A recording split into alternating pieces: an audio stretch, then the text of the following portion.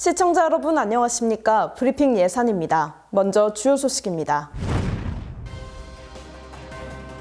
예산 주민들이 서해선 복선전철 삽교역사 신설을 촉구하는 투쟁을 한 달 가까이 이어오고 있습니다. 지난해 예산군 연합사업단의 지역 농특산물 판매 실적이 253억 원을 달성했습니다. 예산군이 올해 4개 산업단지 조성과 내포 혁신도시 지정에 따른 공공기관 유치로 지역경제 활성화에 나섭니다. 예산군이 추진하고 있는 전통시장 활성화 프로젝트를 통해 예산시장이 활력을 되찾고 있습니다. 지난 연말부터 예산 주민들은 서해선 복선전철 삽교역사 신설을 촉구하는 투쟁을 이어오고 있습니다. 정부가 역사 부지만 매입해놓고 10년 동안 결론을 못 내고 있다며 주민들이 단체 행동에 나선 건데요. 황선봉 군수도 연초부터 삽교역사 신설에 대한 열망의 뜻을 함께했습니다. 삽교역사 신설을 갈망하는 예산 주민들이 정부 세종청사 앞에서 시위를 시작한 지 21일째. 황선봉 예산군수도 지난 6일 서해선 복선전철 삽교역사 신설을 촉구하는 집회에 동참했습니다. 지난해에 이어 두 번째 집회에 참여한 황 군수는 기획재정부 세종청사 앞을 방문해 범군민 삽교역사 유치 추진위원회를 격려하고 삽교역사 신설에 대한 열망의 뜻을 함께했습니다. 우리 군민들은 지난 12월 7일부터 세종 정부청사 앞에서 이 혹한 추위에도 불구하고 오늘까지 27일째 삽교역사 신설 촉구 집회를 하고 있어서 정말로 군수로서 안타깝습니다. 삽교 역사는 국가 균형 발전 차원에서도 반드시 신설되어야 합니다. 관내 각 사회단체로 구성된 범군민 삽교역사 유치 추진위원회는 지난 7일 단체 집회를 시작으로 현재까지 1인 시위 등을 이어오고 있습니다.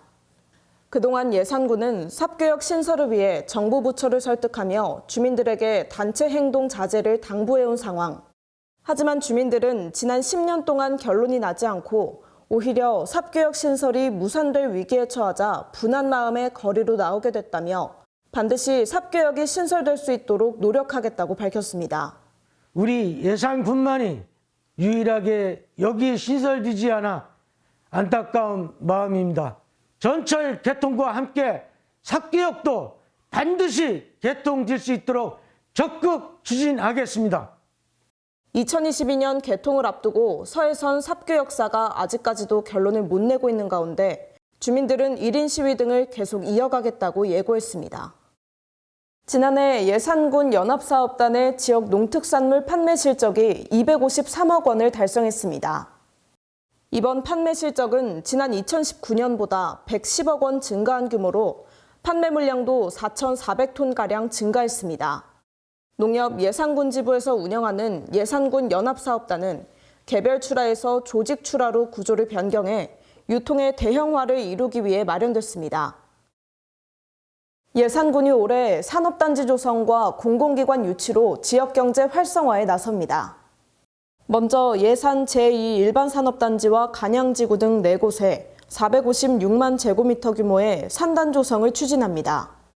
특히 내년 예산 제2 일반산업단지가 완공되면 3,200명의 고용 효과와 1조 원 이상의 생산 유발 효과가 기대됩니다. 또 충남 혁신도시 지정에 따라 수도권 우수 공공기관 유치에도 적극적으로 나설 계획입니다. 예산군이 추진한 전통시장 활성화 프로젝트를 통해 예산시장이 활력을 되찾고 있습니다. 전통시장 활성화 프로젝트의 첫 사례인 골목 양조장은 예산 출신 백종원 대표와 4명의 청년이 함께 창업한 브랜드로 하루 300명 이상의 방문객이 다녀갈 정도로 인기를 끌고 있습니다. 특히 골목 양조장을 찾은 방문객들이 예산시장 인근 국밥거리를 방문하는 등 인근 상인들의 매출 증대로 이어지고 있다고 예산군은 설명했습니다. 이상으로 브리핑 예산 마치겠습니다. 시청해주신 여러분 고맙습니다.